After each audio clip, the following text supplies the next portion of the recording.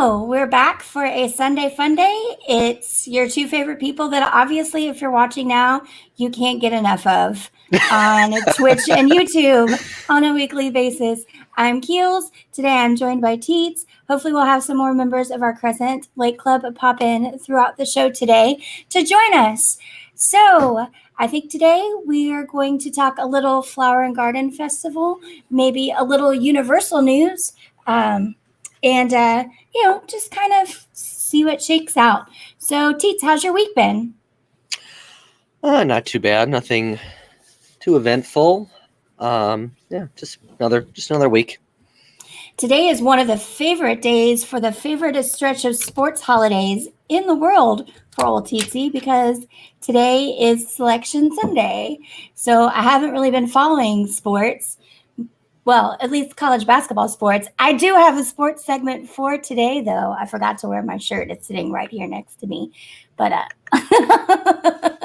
I do have a segment. We'll do it later. Let me get a little bit of this cocktail in me before I can actually talk about This Week in Lopez Brothers. But so any big surprises, any fun March Madness news you are expecting today? No, nothing really. There was a few upsets yesterday, but otherwise I don't think today will bring us anything major. So is it true that Duke isn't even in the tournament at all? Yes, they not only, they backed out because they got COVID in the ACC tournament, and then Coach K was like, yeah, we're just done. So, all right. But they weren't really going to make it anyways unless they won another game or two in the ACC tournament. So. Well, and so the big news here, I'm in Texas, and the big news is UT finally winning the Big 12 championship, and it's only because they were dumb enough to play with COVID after they played Kansas, and Kansas had all those COVID players. So basically, UT, congratulations. You lucked into a Big 12 tournament win just because no one else would play because your entire team probably has COVID. So, you know what? There's some real stick-to-itiveness on that, and, win at all costs, obviously. You guys have proven it this year, so congratulations to the University of Texas Longhorns. I'm sure you're going to get bounced in the first round, or you may not get to play because your entire team has COVID. Congratulations. I think LSU is playing right now. Yep. Are we winning? You were losing to Alabama last I saw. Alabama's pretty good this year, so. There's no news in LSU losing to Alabama in any sport, to be honest. So we're getting ready to count. We're counting down. We're within 30 days for all of us. So now it's really time to start thinking about what we're going to do in Florida in April. And this is a first for probably none of our group to go to Flower and Garden Festival, but it's our first time to do it together as a group. And we're also going to be enjoying some of the food and drink at the booths as part of Drinking Around the World to earn all of our Wilderness Explorer merit badges. I'm really excited about this. The outfits are so cute. It's going to be adorable. I'm going to make Teets carry a little backpack that has like a trumpet and all sorts of stuff hanging off it. He's going to look exactly like Russell. Everyone's going to want to take his picture. It's going to be, oh my gosh, what if Doug is out somewhere at Epcot? I don't think he'd be at Epcot, but. You've already told me I'm not getting Raptor until after my birthday. Why are you doing this to me? It's fun this way. Hold on a second. My mom just texted. Let me respond to her. LSU is down by 1, by the way.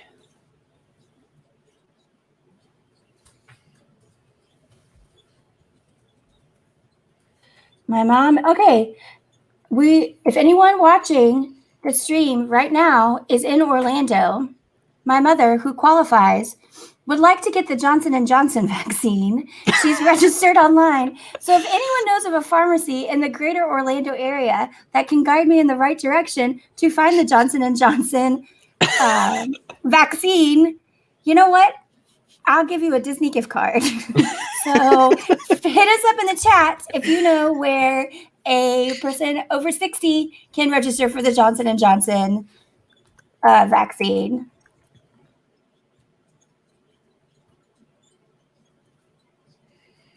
You got Pfizer, right? Yep.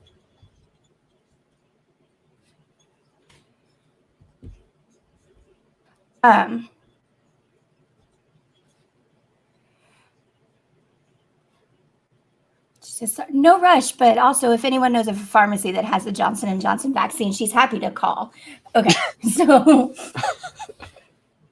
again, this is a quality of content. You guys come to us on YouTube and Twitch to watch. So again, if you don't follow or subscribe to us, be sure to hit that purple follow button on Twitch or the red subscribe button and the bell notification on YouTube.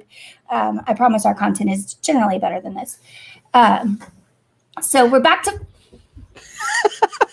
Listen, I'm watching Iron Man tonight to get ready for tomorrow.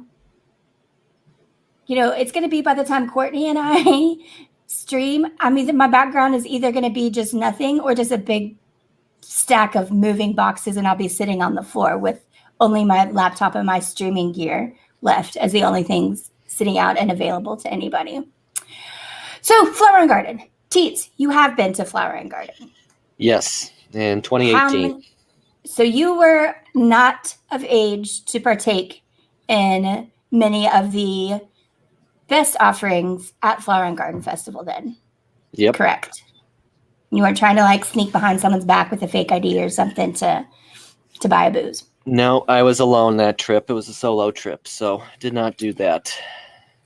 So with, Flower and Garden is basically like any other festival at Epcot, except it features like topiaries and a butterfly house and some other cool, sustainable, both food and farming techniques and different things like that.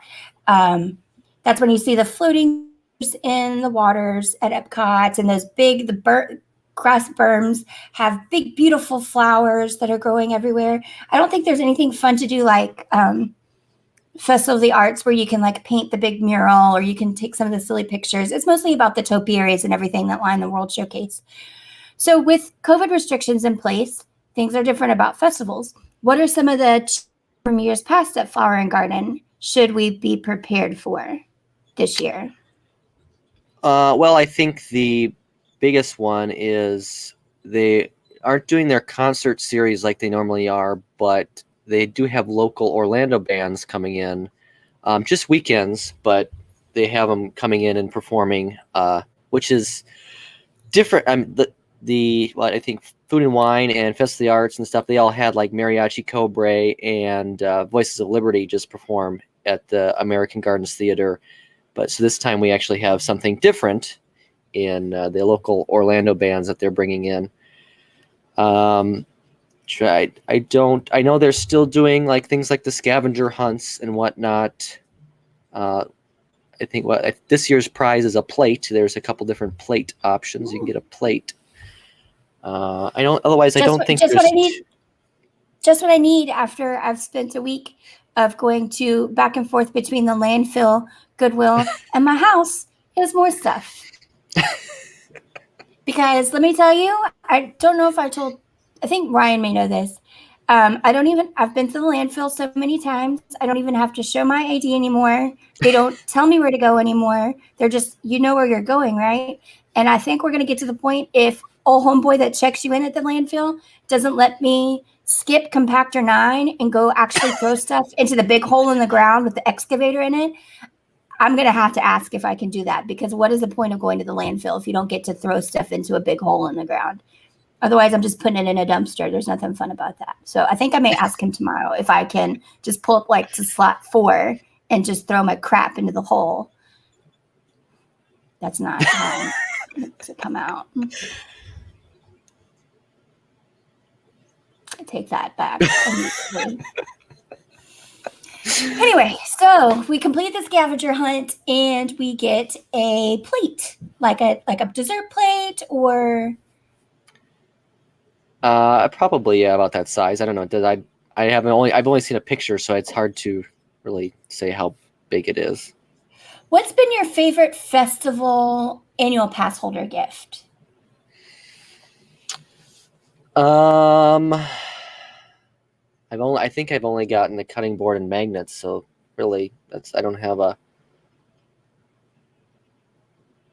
Because I missed out on the coasters because you had to go 4 days and I only went 3, and the glasses they did those like wine glasses or something the one year. Those were before I was an AP holder, so.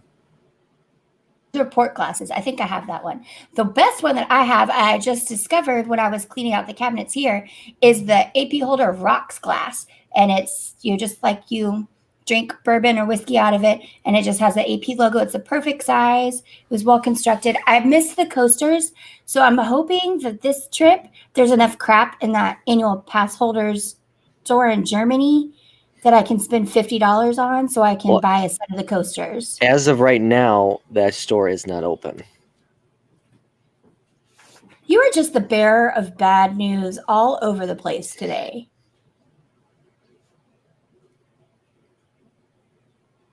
So the annual pass holder store isn't open.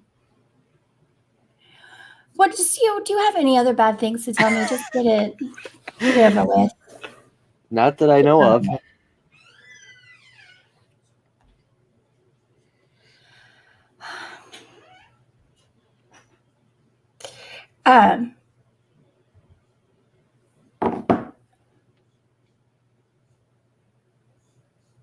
I was going to say something again and I forgot. Feel free to chime in with any other. So the bands, we're doing a scavenger hunt for a plate. Are any of the food booths doing like mobile ordering or anything? Not that I know of. They never did that for Food or Wine and Flower or Festival of the Arts, so I haven't seen that here. I wonder why. I mean, maybe because there's just so many booths, but that'd be interesting to see them actually do that. Yeah, it must be just and plus, Disney IT isn't the greatest, so may not be able to figure that out. No, it is not, which kind of brings up a fun story from earlier in the week. So just on a whim, when they announced that Ratatouille is coming out, is opening for the 50th anniversary of October 1st, most of the members of the Crescent Lake Club were able to make Magic Kingdom park reservations for October 1st when we found out that was going to be the first day of the 50th anniversary celebration. 2 of our members, one who happens to be on this stream that is not me, was not able to, and the other one was Angela. And boy, she put in the legwork on this one to get it solved. So it turns out, and I think this is one of the most frustrating things about the park reservation system, which I've, prior to just this one instance, I've never really had an issue with it. I appreciated it at Disneyland when I had the Flex Pass because it was pretty easy, and all the times I've gone, I've never really struggled to make a park reservation at a park I wanted to go to. Have you had any issues trying to get a park that you wanted to? So how it works is, for those of you who haven't visited Disney during the park reservation system, or you're thinking about going and this is your first time, what you have to do is, previously you would plan what park you were going to and then make your fast pass choices based on that. Well, now there are no fast passes, but you have to make a park reservation, kind of like a dining reservation, at the park of your choice for that day. And that's the only way you can get into that park when the park opens in the morning. You can park hop to there if you have the capabilities of doing that after 2:00 in the afternoon. Hollywood Studios is really important to get a park reservation for, because that is the only way, correct, that you can get Rise of the Resistance, a boarding pass. The first one happens, you can be anywhere. You don't have to be inside the park anymore. But the first one happens at 7 a.m. and it's only available to people that have a park reservation that day. The second drop happens at 1 p.m. and it only happens for people that are in the park for Rise of the Resistance. So, I think for all of us also, when we've gotten Rise of the Resistance, it's been on the second drop, and it's usually pretty much the way they time the second drop boarding pass numbers is it's like within the next hour or so. It's pretty right away, where it seems like those first drops stretch all the way throughout the day to the end of the day. So that's kind of interesting. I may start watching that to see what happens over the next week. Maybe I'll just no, I can't make Hollywood Studios reservations because it's like the most popular time of the year at Disney right now.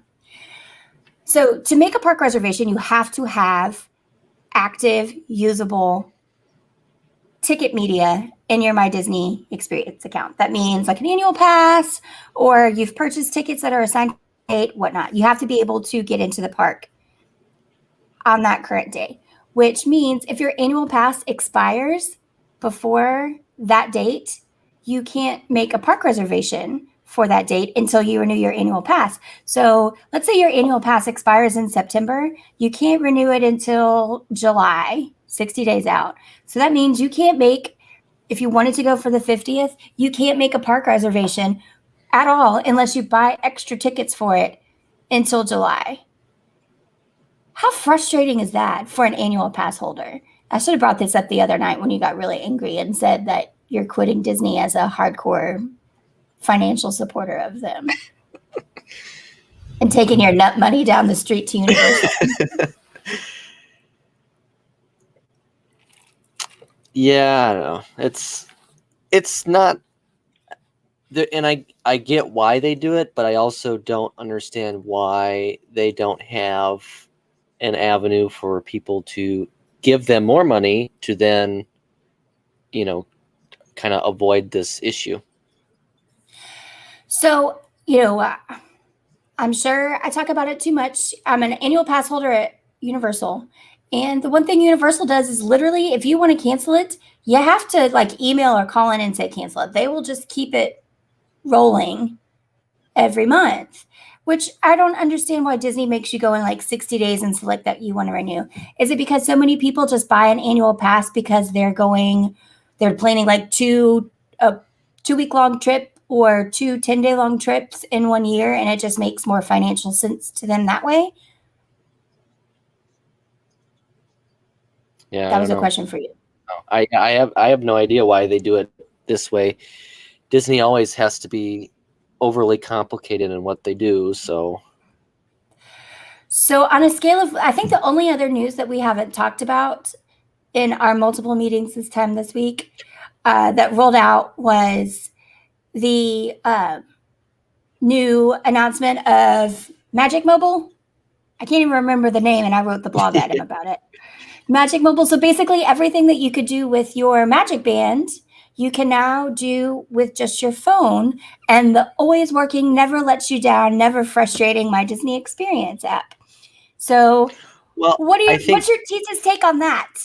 I think the one thing that will benefit this a bit is this is going to be more like, say, a movie ticket or something that you can put your ticket in your Apple Wallet, essentially. So it's not strictly based on the app. It's using more of what's already in your phone. And we kind of knew this was coming. They kind of teased it for a bit, and we've seen there's been some leaked images and whatnot previously that something like this was coming. So I think and when they announced that Magic Bands were going away, they were going to have to create other avenues for people to use tickets that weren't just always getting a plastic card too. But we'll see, I guess. So you think it's just going to be like Apple Wallet? Because that's how you're supposed to be able to use it with your watch. Oh boy, you get to explain how this works to Angela next year on her jitterbug that can't even send full-size pictures or videos and basically shuts down group messaging sometimes if she happens to be sending a text message to someone else. Whew. I'm sure Disney IT will be right on top of it. But if you want more details on that, I did do a blog item. And I listed some of the features that Disney released as well. And you can read that on our blog at crescentlakeclub.com. That's our website if you guys haven't visited that. But this week on crescentlakeclub.com, on our blog, we unveiled a new feature.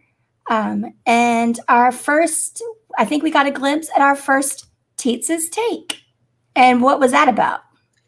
Well, I think I tested it a week or two ago too, but this I'm gonna start doing more of it. Is with the news items.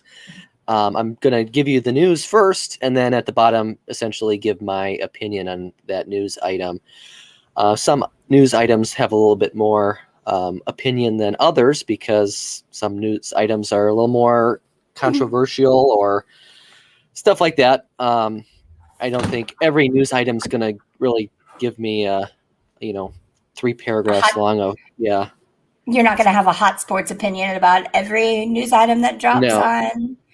So this one was actually a little interesting, and I kind of want to talk about it and maybe speculate a little bit on it. So I got an email. I want to say we were talking about something universal, and then I got a random email about Yeah. my stay because I have a stay coming up. The first part of birthday trip or during birthday trip at Cabana Bay Beach Resort, and I got an email about a temporary closure of one of the brand new super hopping resorts at Universal that they've been aggressively marketing for bookings. And it was strange that they're shutting down the entire resort from April 1st to May 3rd. And they're trying to relocate all the guests that were booked at this resort to the other arm of it. And that's the Surfside Inn and Suites at Endless Summer Resort. And it just seemed like it's still on commercials. They're still, even on Thursday, they sent out an email advertising a discounted stay for April exactly at the Surfside side. So now they're trying to move everyone over to Dockside Inn and Suites, which still can be booked. But it seemed pretty surprising that in a time where everyone is experiencing this max capacity booking, people are starting to feel more comfortable to travel, especially to Florida. Found such a sizable resort this quickly and just without any kind of reason. So, what was your teacher's take on that? Yeah, I was surprised, especially given the time frame, because that closure period includes Easter. Easter is April 3rd, I think it is. So It's a Sunday before my birthday. you'd think that that would still be a really busy time for the parks because there are still a lot of schools that coordinate their breaks with Easter, or at least have a 3-day weekend or something with Easter. So you'd think that a lot of people would be going to Florida or Orlando or wherever, and that they would need that space. I guess I could see later in April, maybe they don't necessarily need it, but it was just surprising that time frame included April or Easter. So the more I think about it, I have an alternative take. And again, kind of like what I think we're going to get for this 50th anniversary announcement. Like I thought we were going to get all these things, and basically we just got branding. Here's my pie in the sky thinking idea behind this is, what if they looked at bookings and they looked at availability over at Dockside and Cabana Bay and the 3 existing resorts that are open, and they could take the hit right now if they could use a staff that's at Surfside to get, like, say, Aventura and one of the other resorts that's at the Cabana Bay level up to speed to be able to open by May, because we have heard rumors about at least 2 of the very, very popular Universal resorts coming back online sometime between May and June, but nothing from Universal. And this is really just word of mouth from like bartenders that used to work at those resorts. The Universal Orlando Resort bartender, I think, is growing in notoriety the way that the Walt Disney World bus driver was, in how news and rumors, perpetrate throughout the communities of, the fandom communities of the people that go to those resorts. So do you think that could be a possibility, something that they might do? Yeah, I've got to imagine that come this summer, both Disney and Universal are going to be a lot busier, just because things are progressing well. The United States is charging on the vaccinations. We have president saying that July 4th we should be able to have gatherings again and stuff like that. So I think both Universal and Disney by June, July, I think anything resorts that are closed, they'll start looking at opening those resorts again come the summer. Yeah, so the ones I'm talking about are Aventura, which is literally right next door to Volcano Bay and Cabana Bay. And the other one that I know people who have heard from people at Universal is Sapphire Falls. And that's another really, really popular, super themed one. That would be the one, actually, TT, that you would probably love is Sapphire Falls, because it falls into that kind of like moderate category. It's super themed.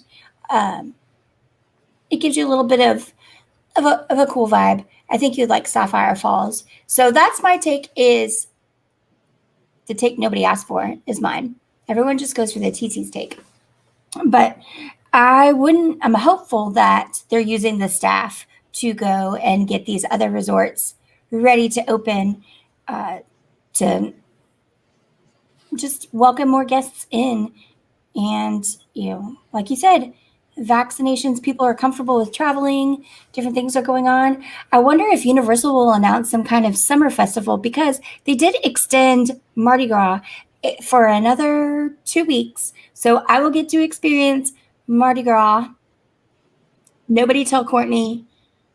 Nobody tell her that I'm taking all my sequin stuff and my headgear and my favorite light up necklaces. I'm going to show them how Mardi Gras is done. And yes, I will celebrate, but I will not eat king cake. But I'll get to check that out for myself in April.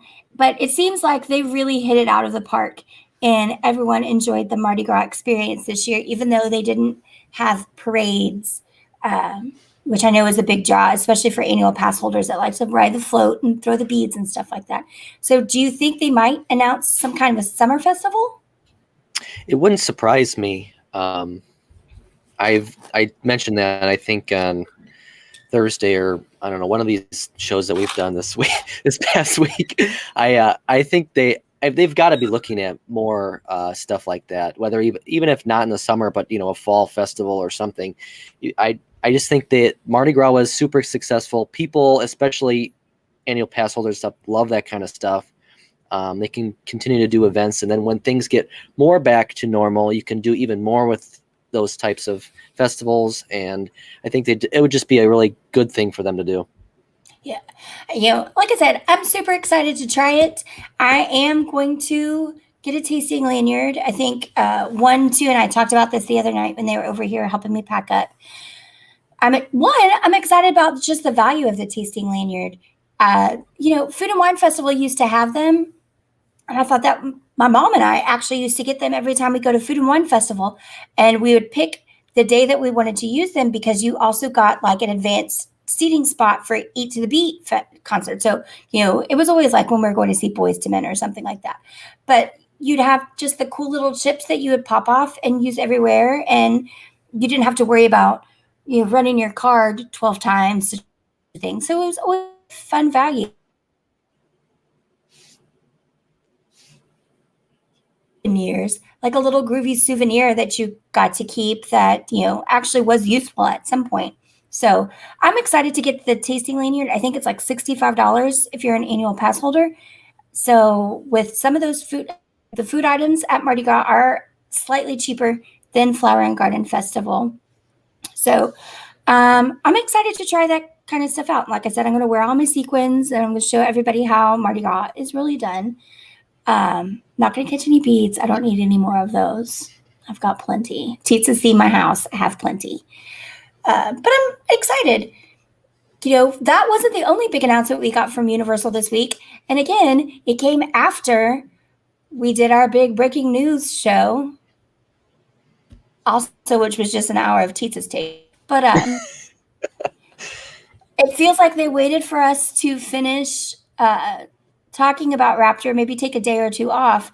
But the biggest thing that happened this week that makes me think that we're going to see Raptor pretty soon is what? Teats.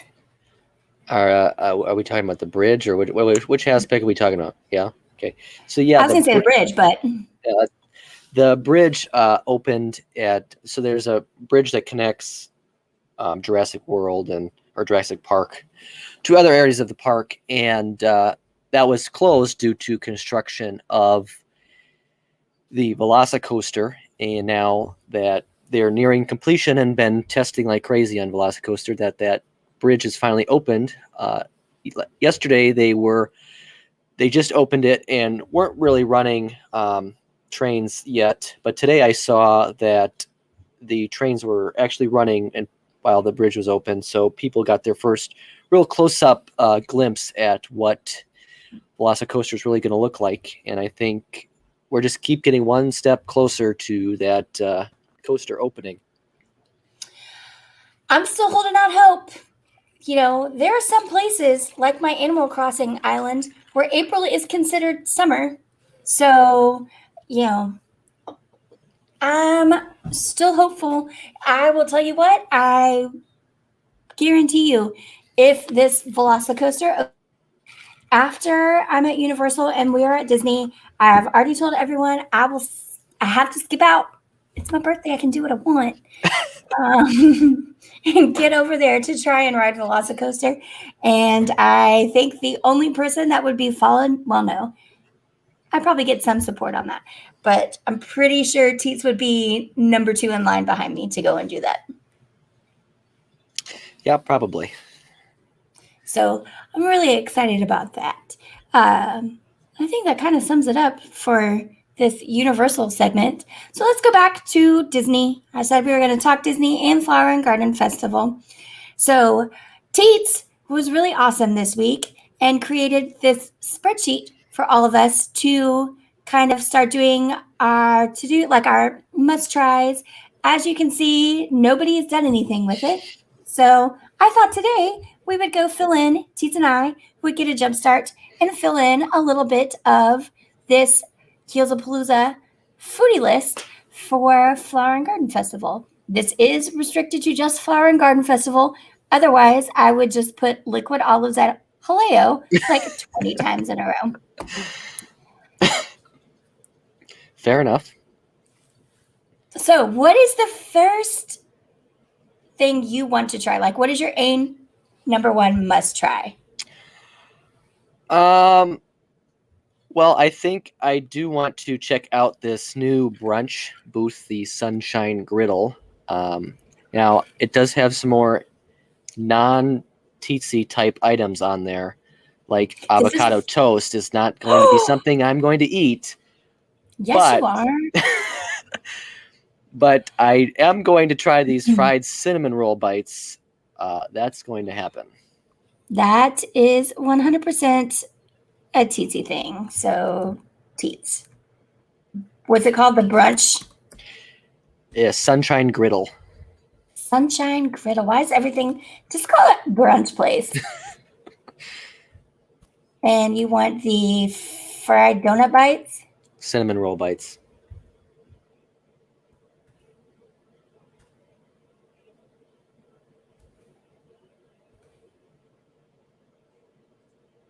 There you go. Look, we have something on the list. Did I do it right? I think so. Okay. I'm up next. We'll go back and forth for a little bit on this. So, I'm going to go to France because I like French food.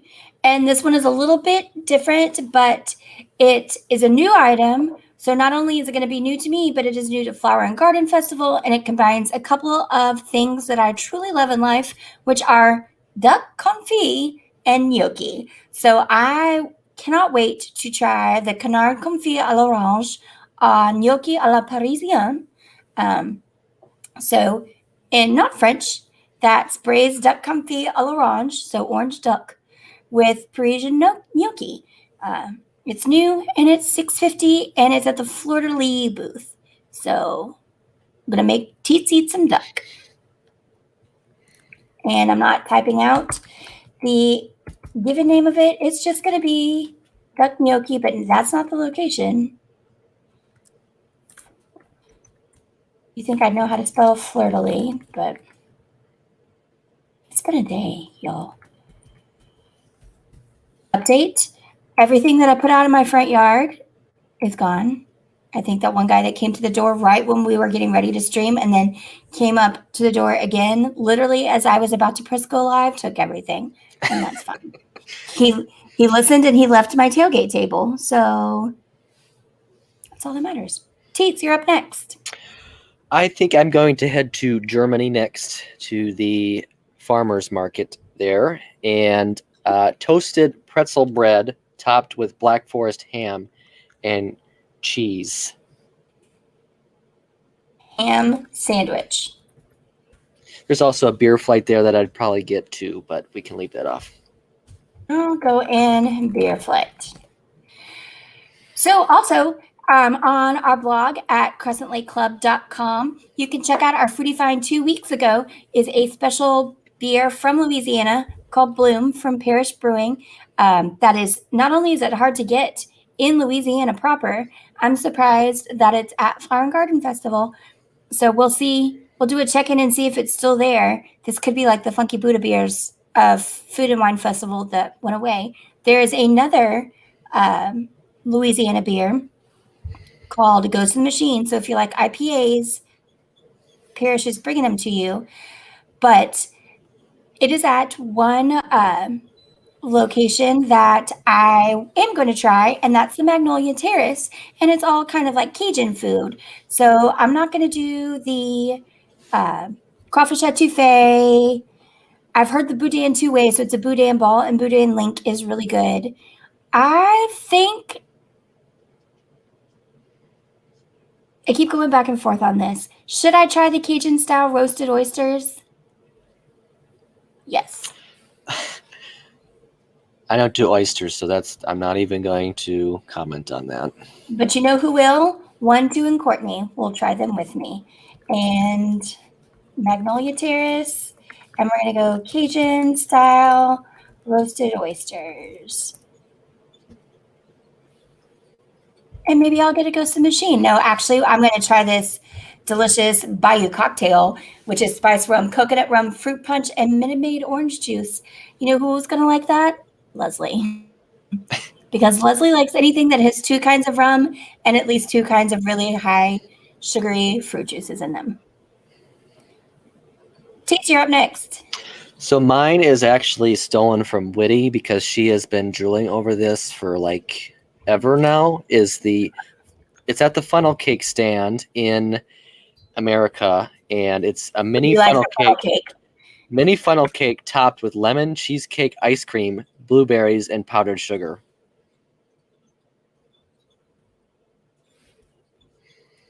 I'm giving that to Witty. All right, so I'm up next.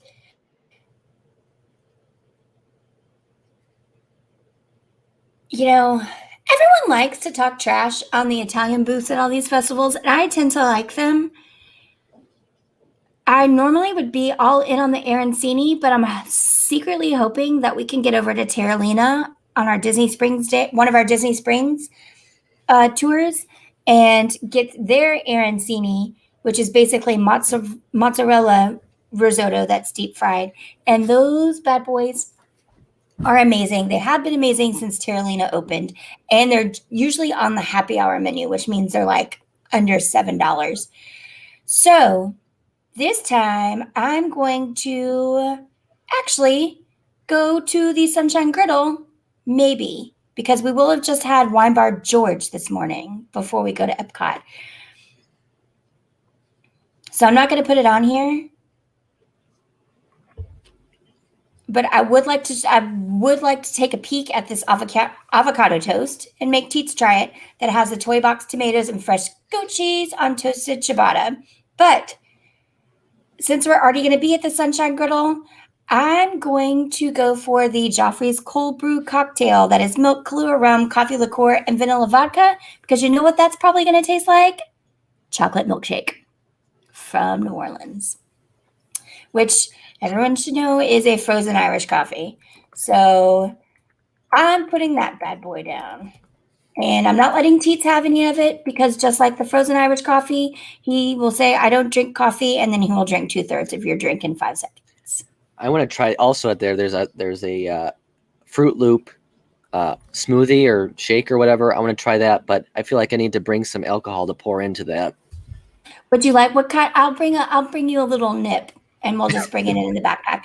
I think with that Fruit Loop shake, do you think it's plant based? I have no idea. I don't think it said on the. It doesn't say. Usually, it says plant based, right? Yeah. So, all right. So, what are you really going to do with this round? So this I am going to the festival favorites, which is actually an item I've had before and really like. It's the beef brisket burnt ends and smoked pork belly slider, and that has garlic sausage, chorizo, cheddar fondue, and a house-made pickle on top.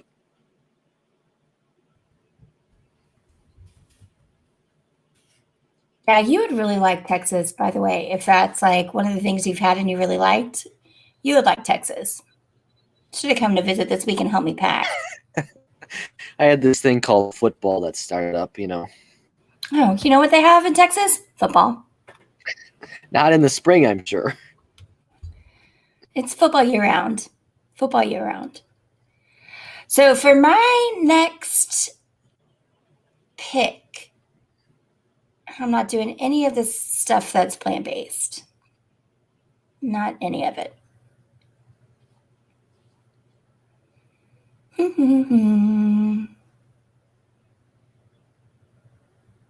Nope. Why do people like the frushi? I don't know. I've never had it, but yes, that is a very popular item with people. All right. So for mine, I'm going to Mexico. And mostly because I want to get this, but I want Teets to try it too. Because I told him about, I sent him pictures a few weeks ago of a place where I had these in New Orleans. They're called birria tacos. So it's basically like pot roast is inside the taco, but the taco is also has a tortilla with a fried cheese. So, and it's fried, and then the pot roast goes inside, and then you have like the au jus dipping sauce. So, what the Flower and Garden Festival is offering in Mexico at Jardín de Fiestas is Taco Vampiro, which is braised beef on a corn tortilla with crispy grilled Monterey Jack cheese and salsa ranchera. So I would like to get that so Teets can try it because I think Teets would love birria tacos. What do you think about that, Teetsy? I guess I'll give it a go. It's literally just a Mexican version of everything you just said on that slider. You're never going to become a foodie like this.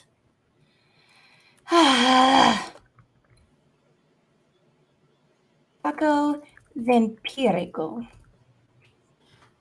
Vampire taco. All right.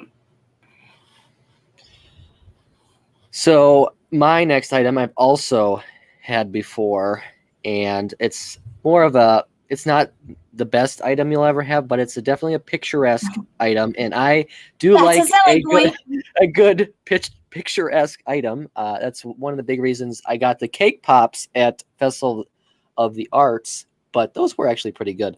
But the macaroon lollipop in France is what I would be getting. And you know what we can get while we're there? La Vie en Rose, which is not as great. So what this week's foodie find is going to be, everyone loves La Vie en Rose, which is the pink slushie that is only available during Flower and Garden Festival. So let me type this in. Macaroon, whatever. Such a cop-out. Such a cop-out. So the macaroon, I'm just saying macaroon lollipop. So what the La Vie en Rose is it's one of the signature slushies. in the France Pavilion. Now, it is not as boozy as the Grand Marnier or the Grey Goose slushy, which are also really great, especially on a hot day. You have to drink them fast or else they're going to melt. But with La Vie en Rose, it's still served up in a plastic martini glass. It's vodka. A little concerned that it's just called vodka. And then orange vodka, Saint Germain liqueur, red and white cranberry juice. So it is kind of like a take on a cosmopolitan, because a cosmopolitan is vodka, Cointreau, lime, and cranberry. So it's going to be a little bitter, but it's going to be fun. But Foodie Find on Friday, I'm going to tell you guys about the best frozen cocktail that you can find. And it just happens to be steps outside the gate at Epcot on Crescent Lake. And it's Frosé. So I'm going to stop sharing my screen a little bit and go and talk about one of our top three, bottom three. So many numbers. I've got stats in front of me. I've just got numbers on the brain. So our top three, bottom three this week was reasons to stay in the Crescent Lake Club area. And we switched it up this week, mostly just because of availability.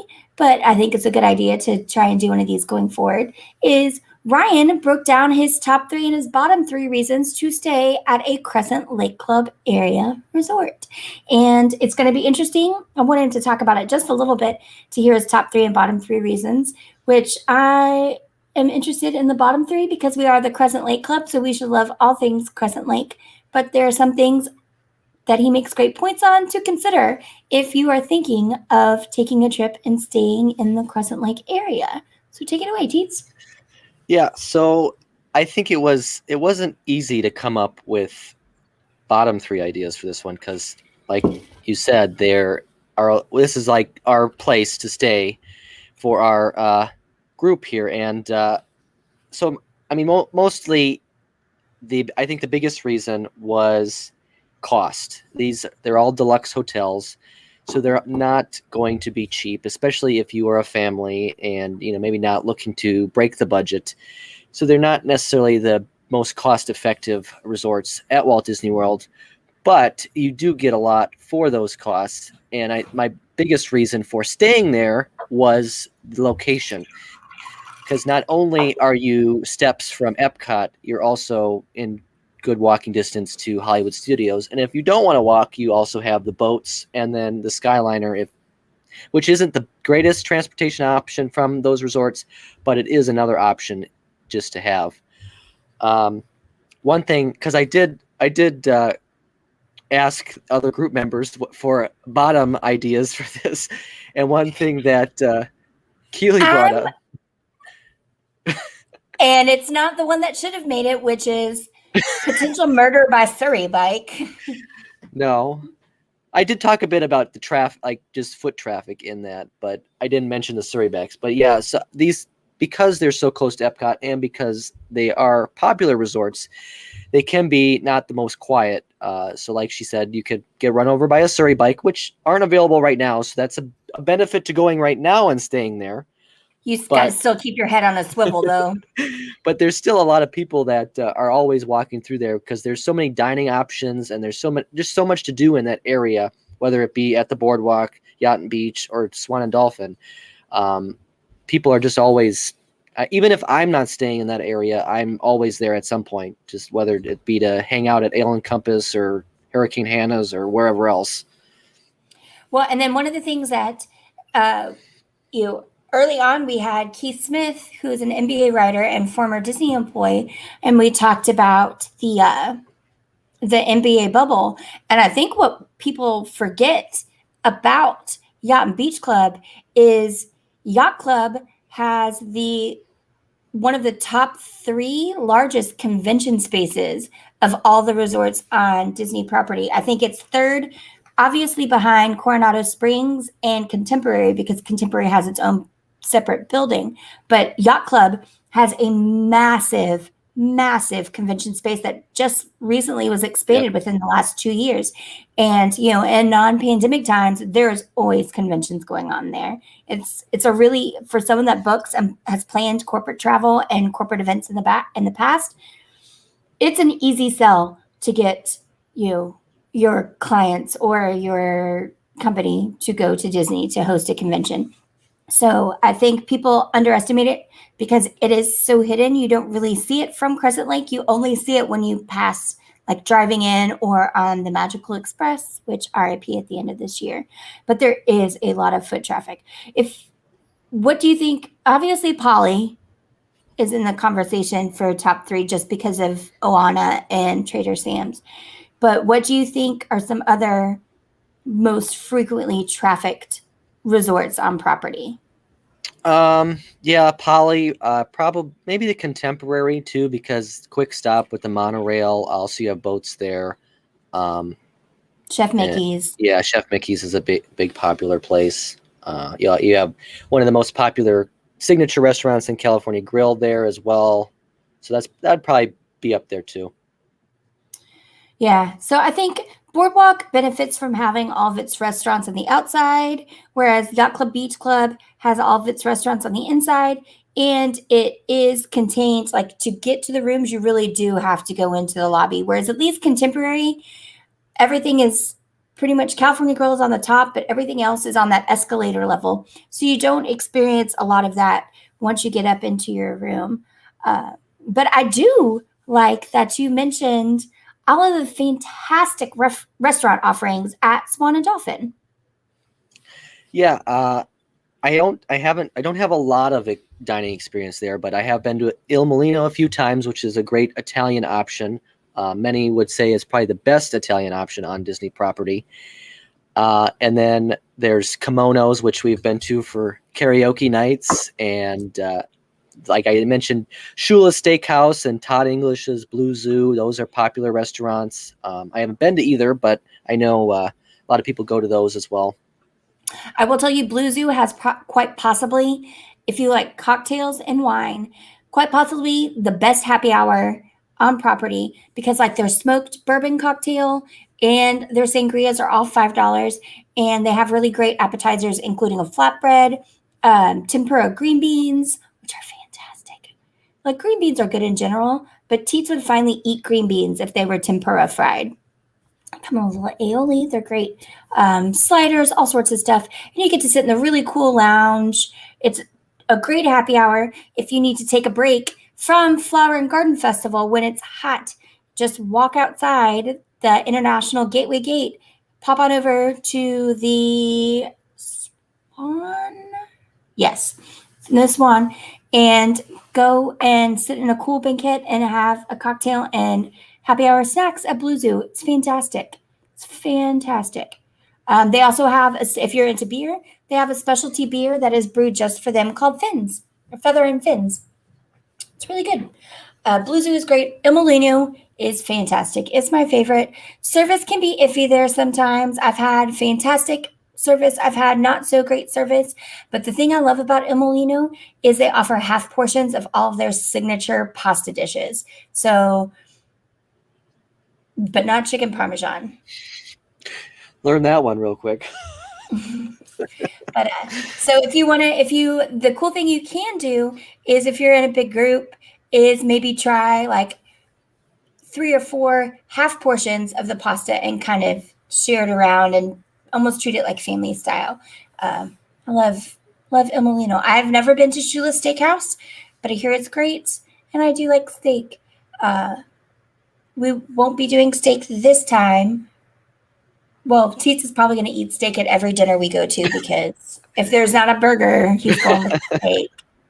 Or the bison. One time you got bison at California Grill, didn't you? Which was good. Yes, it was very good. It's also because it came with like mashed potatoes and macaroni and cheese too. I don't You think you got it. ate it. You didn't eat the broccoli or the beans or whatever green that came No. with it. It was just the meat and the starch. So, but this is one of our fun things and I think Teets will own up to it. Do you feel like you're a little bit more adventurous food-wise when you're at Disney with us trying stuff? Yeah, definitely. I think it's especially. I mean, I think it's just easier on vacation to be a little bit more adventurous. At least, especially at like festivals and stuff like that. So because the portions aren't so huge, so if I don't necessarily like something, I don't have to spend $30 on the meal to, then not like it. But it's so surprising. So Teets, your palate has come a long way since I first met you, what feels like a decade ago. But your palate has really come a long way, and your adventurism in trying new food really shows. And it's crazy because give me your top 3 restaurants at Disney.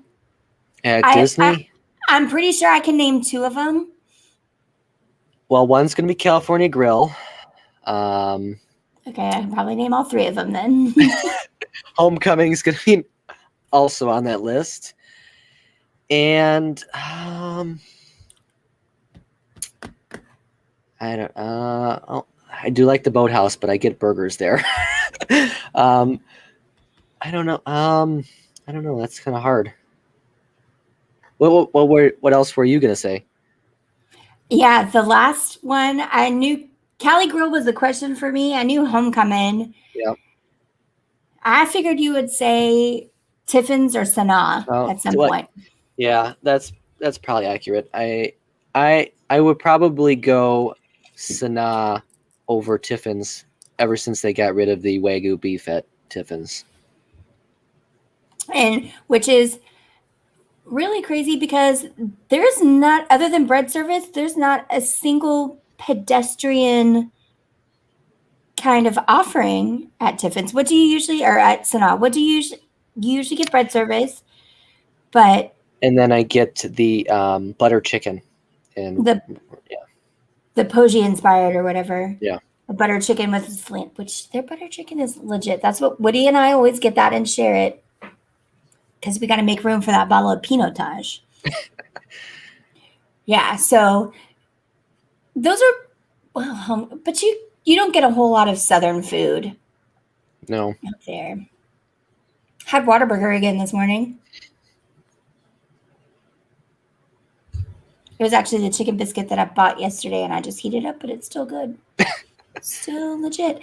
So, yeah. Oh, speaking of Homecoming, we got a little news that made Titi's little tiny heart happy, is that for the weekends, Homecoming is starting their sunshine brunch at 9 a.m.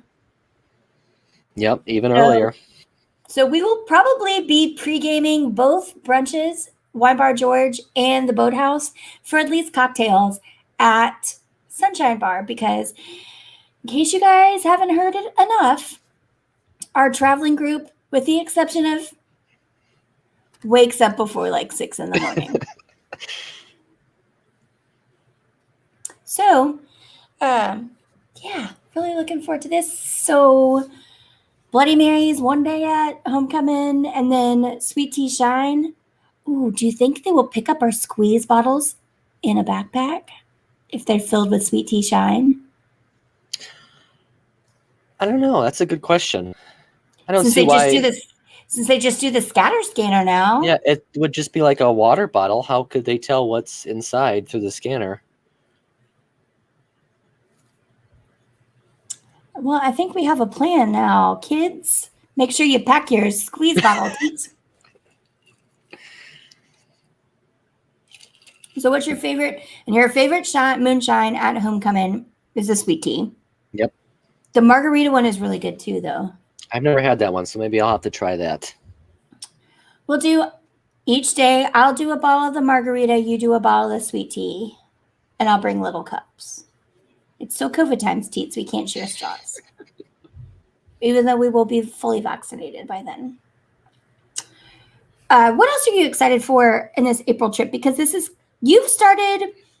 your trips have become different than what they used to be. They were mostly Run Disney was an excuse to go to Disney. And now hanging out with friends has become your excuse to go to Disney. We're not doing a whole bunch of new stuff this time around. Is there anything you're excited about? Well, I think the brunches I haven't done. I mean, obviously, not Boathouse is new to all of us, but I haven't done. I'm the only one that hasn't done Wine Bar George, so that will be a new to me. Is brunch a big deal in Wisconsin or no? Because you guys really. go to So, like, the whole church-going community doesn't go out and eat afterwards, or do they go to, like, the Piccadilly or whatever? No, I mean, I guess. I mean, that is. I guess if a lot of people that do go to church do go to breakfast or whatever after. But I don't think there's really like specific like brunch places. There's a lot of like breakfast places, but not people that really kind of mix the whole brunch thing in. Was it a revelation to you when you learned what brunch was? Not really. And I'm not a huge breakfast person to begin with. I don't eat breakfast every day, stuff like that. So it's just not. I'm not, especially, and like I hate breakfast for dinner. Like whenever people do that, it's like no, I just can't do that. I'm not gonna have something that's breakfast for dinner.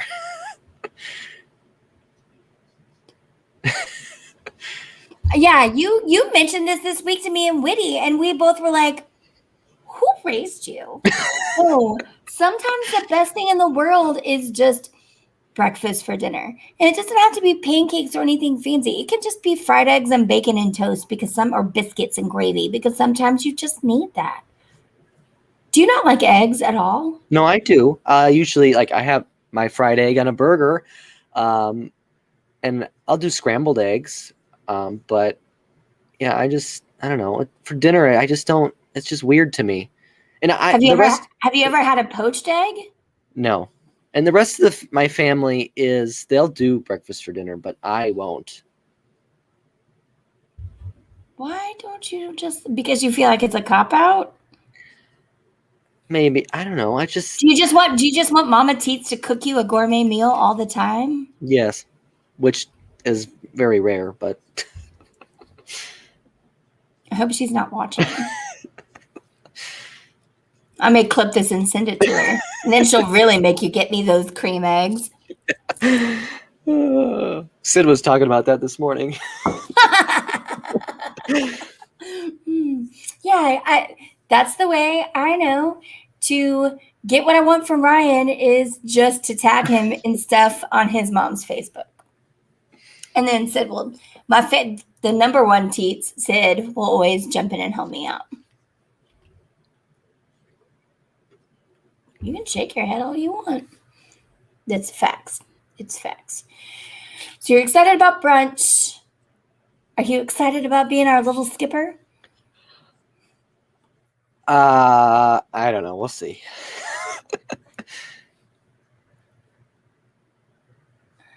Are you excited about staying somewhere new that's off-site? Yeah, I'm interested to see how that compares because I've never stayed off-site, so it'll be interesting to see what I think of that. Yeah, and so we are staying at Club Wyndham Bonnet Creek in a 2-bedroom villa.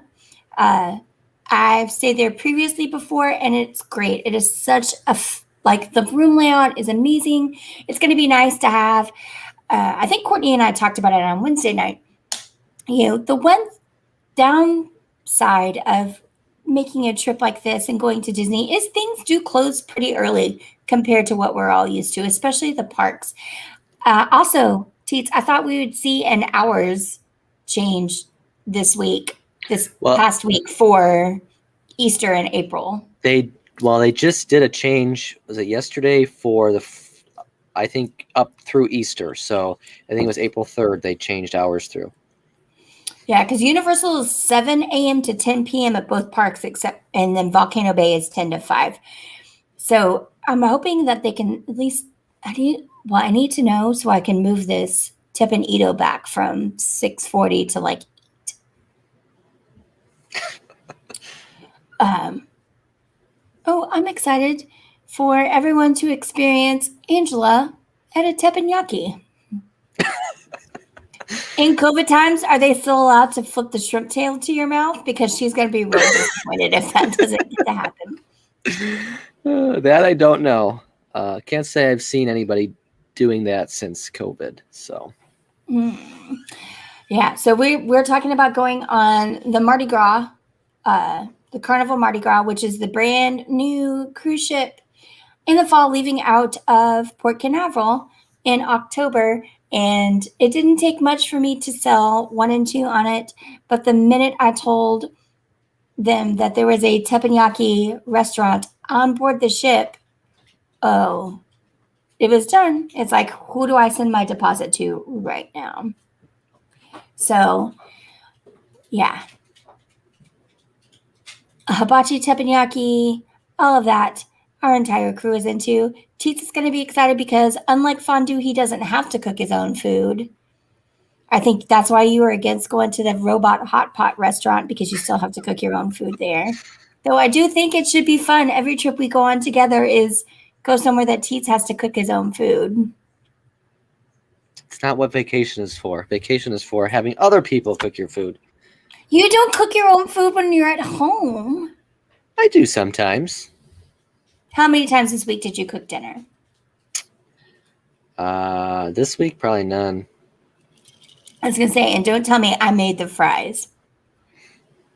I do that, though, sometimes. Bust. So, I think anything else you want to talk about? Anything else we missed out on? Nothing newsy wise. I was talking with some people online earlier, and I think one interesting point that was brought up is, because I know we've done a lot of talking about capacity and whatnot in the parks, and someone brought up that Epcot actually averages 31% throughout the year. So obviously that's not all the time.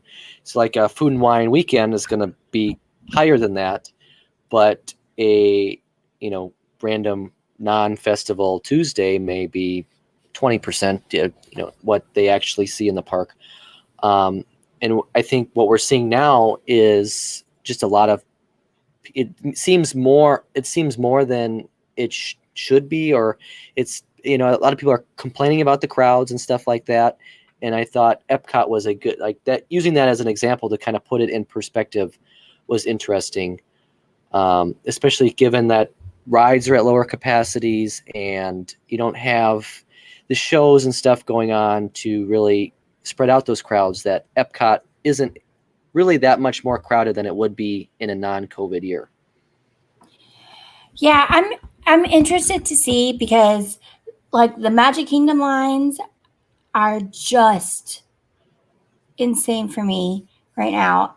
And I already have an issue with Magic Kingdom as it is. But the crowding at Epcot is a little bit more interesting to me. But again, it's festival, and it's a weird way to go around, like move around there with all the construction. But it's cool. What other kind of trends are you tracking? Nothing specific. I think one thing I just don't really understand why or what Disney is doing is, in terms as at Hollywood Studios, which is their most popular park right now. It's the one that routinely is filling up compared to the other ones. And, people are always racing over there to get on Rise of the Resistance and stuff like that. Why they have two, well, really have three, but two open air theaters that they could be doing. It doesn't even have to be a full show. They could do something modified just to draw crowds in and away from other attractions, so they don't have these crazy long lines all the time. Yeah. When do you think so? At Animal Kingdom, at least has announced that they're doing Festival of the Lion King. Do you think you're going to see any more shows come out? I don't know. I think, based on rumors, I think we may see Fantasmic being the first nighttime show back this summer, but I'm not sure if Indiana Jones or Beauty and the Beast will come back yet. And speaking of Festival of the Lion King, I've heard some rumors about that modified show that's coming, because it won't be the normal show. They've already said that Disney is going to watch and see if this show is just as popular. They're going to keep it this way long term, and it's going to save them money. So it means it's going to, instead of having the equity performers sing, it's going to be tracked. Is 100% my guess. You still have the potted birds and the tumble monkeys, but you save a lot of money by not having the equity singers. Interesting. What are there any other rumors like this? You got to wait until 110 into the show to start dropping. That's how we get people to watch. No, that was probably the most interesting one I saw recently was just that they're really looking at how they are keeping costs down at Best of the Lion King, and which you'd think, I don't know, it's their most popular show. I could see that doing that elsewhere. It's just interesting to me that they would really want to cut down on Best of the Lion King, but. Well, do you want to go into something that's going to make you happy? Pull your little bobblehead up. Let's do This Week in Lopez Brothers. So I don't know if you don't know, then what kind of Disney fan are you? The only people that love Disney more than the Crescent Lake Club are Brooke and Robin Lopez. They love Disney, and they are both NBA players. I think they were the last season when they were in the bubble, they were on the same team. And so it was really fun to watch them, tweet, and basically Robin, the sillier one of the two, was trying to track down all of this like vintage Disney photos for whatever he was trying. He's working on something, and he's like, if you can send me a picture of what a fast pass machine from this angle at this year at this ride look like, I'll send you something from the bubble. So I decided that officially, the Lopez brothers are the official NBA players of the Crescent Lake Club. So, because they're team members, I just wanted to kind of check in and see what they've been up to now that we've passed the All-Star break. And, maybe next week we'll have some highlights. We'll do something a little more jazzy. But I'm going to share my screen, and we're going to see what Brooke did this week.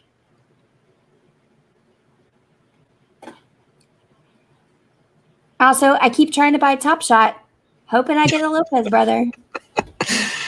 Oh, man. Brooke.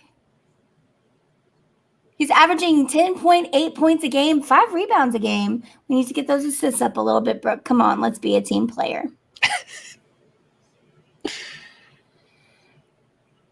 Let's go per game. My computer's like, what are we doing? He was trash talking his brother a little bit. Was it yesterday or the day before? He claimed a different player on the Bucks as his new little brother instead of Robin. So, well, because Robin is a Washington Wizard. So, I did get a fun text from Marcus that has to do with the Lopez brothers. Okay, so This Week in Lopez Brothers isn't going to work out because the NBA website stinks. But, they've only had a couple of games. We were in All-Star break until yesterday. So we'll figure it out. But congratulations, Brooke and Robin Lopez. You are officially the unofficial NBA players of the Crescent Lake Club. Welcome to the club. We're so excited to have you. Let's go hang out in the parks. Also, if you want to take us to Club 33, we clean up real nice. I promise. Teets even has a suit. Leslie has a mermaid skirt. We're ready. I can show pictures.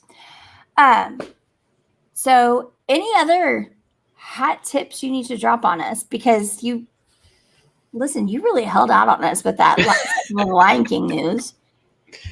You just got to work it in. We brought up shows, and that's where it fit. It wasn't going to just put that in the middle of Flower and Garden Talk or something. Oh, you could have let off with that.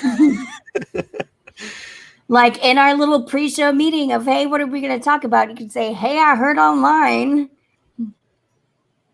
Anyway, are you expecting any new popcorn buckets in April that you will have to acquire? Nope, there have been no popcorn buckets. However, there is a new magic band that I may have to be getting come April. Oh, I saw it's limited edition. Are you worried that it may not be there when you get there? Well, it's limited release, not limited edition. So they're Oh, just selling it for a certain amount of time. So all right. So, in case you haven't seen it, it's terrible.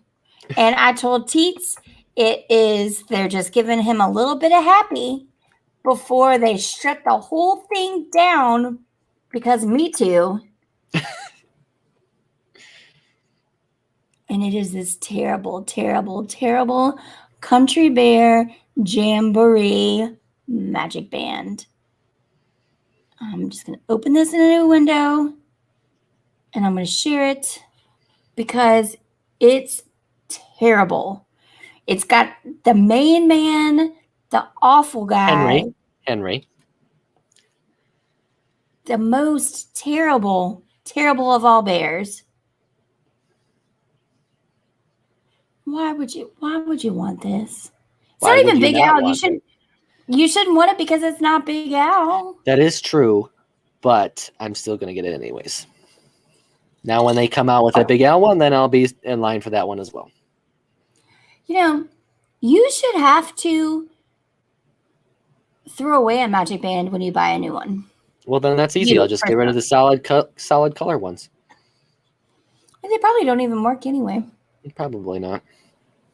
So it's going to be exciting. I did watch a video from Wyndham Bonnet Creek this week, and they are doing the festival style cloth tightened RFID bands to open your doors. So they're not like magic bands, but you're going to get to experience another kind of band to use at a resort to open your door instead of having a room key. So that's going to be cool. You don't get to keep that one though. So, with that, any last words before I shut us down? Nope.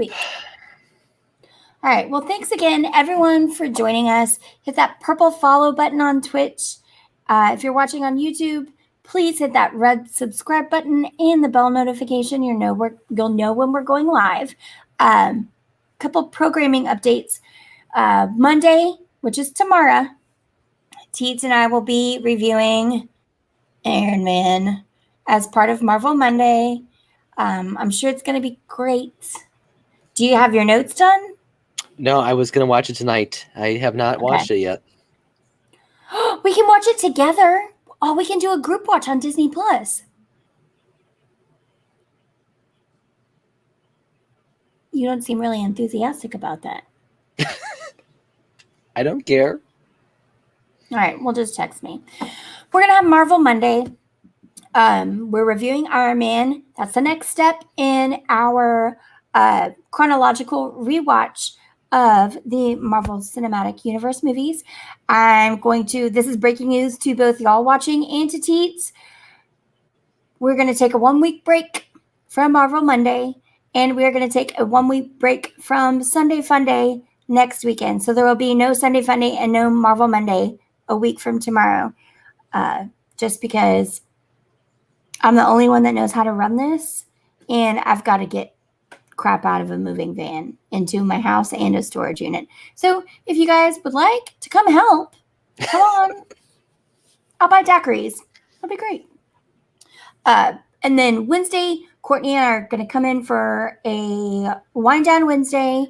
It's going to be one of our last ones before Lent is over. We're going to talk more Flower and Garden, I think, and another family show because she's on spring break, and we're going to talk more like family stuff at Disney. So if you're thinking about traveling to Disney with little ones during COVID or just in general, she's going to have that.